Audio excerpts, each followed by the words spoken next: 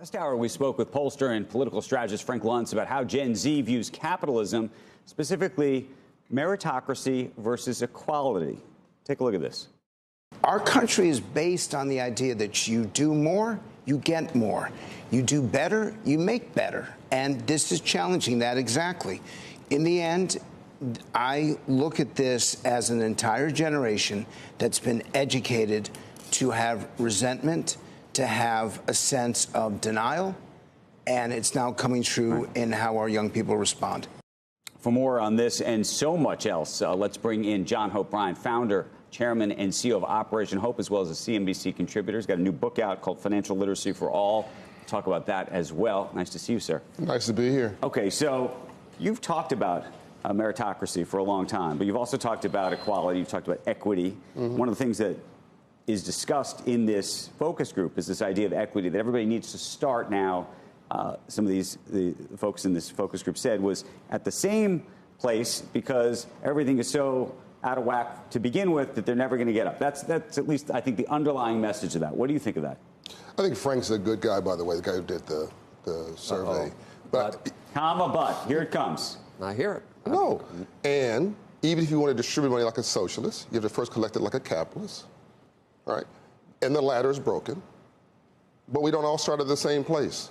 That's just ridiculous. And of course, we don't have time on this session to go into the great history of this country where 10% of our land was distributed to people who don't look like me. That was the Homestead Act.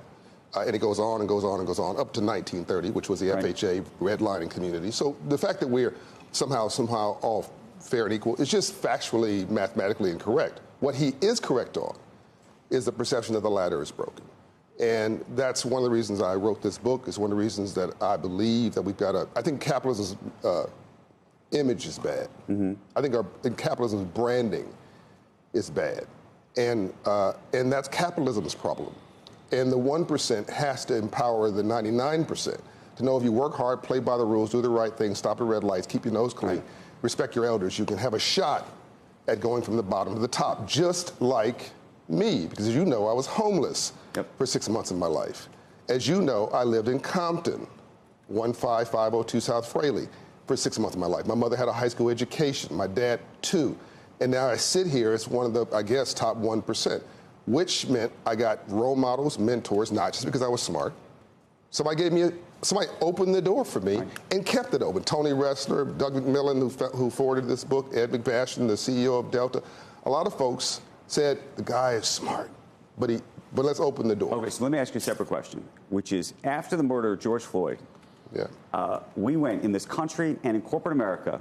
By the way, women went to do the same thing, by the way. Go ahead. Through a major DEI movement, right, around corporate America. There's a complete ecosystem now around DEI, and yet it appears that the DEI ecosystem is being dismantled. You actually can look through, there was just a big story about it, filings, SEC filings by companies, DEI being removed from the topic du jour in those filings. What do you make of that? It's mathematically stupid.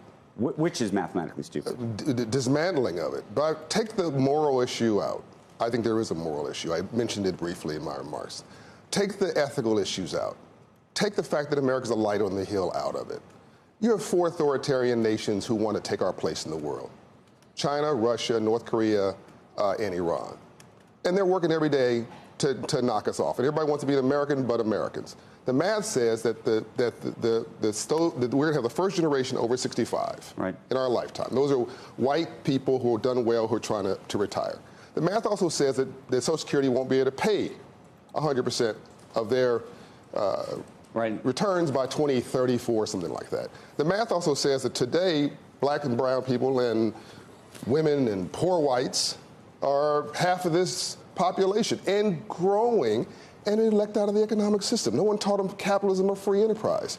You just take those numbers alone. But that's something you actually agree. We can become more so go ahead. That's something you actually agree with Frank on. He thinks that capitalism and free enterprise should be taught in schools, and that it's not being right now. Oh, no. But so, by the way, this book is a culmination of Squawk Box. This is me coming here and talking about this has finally mainstreamed this issue and made it I think the civil rights issue of this generation. So the color is actually not black or white today; it's green. Okay. And we've got to become we got to stay the largest economy in the world to be the superpower in the world.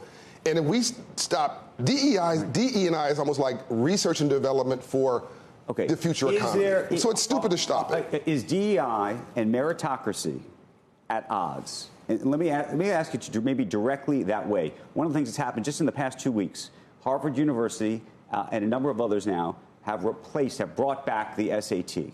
There was an argument that had been made that the SAT was racist, that the SAT was actually preventing minorities from getting opportunities and giving universities the opportunity to make their own choices about meritocracy. And then studies were done on the SAT, and you're now seeing Harvard and others, and I know some people disagree with those studies, suggesting actually that the opposite was happening, that it was making meritocracy less valuable. When I went on my first public board, I screwed up something and didn't know I screwed it up. And I got a call from the SEC, and I did it innocently. But no one gave me a briefing book on a public board. No one had said, here's the memo on what you do and what you. I'm a pretty smart guy, but it's what I didn't know that was killing me. But I thought I knew. And once I got the memo, I never did that again.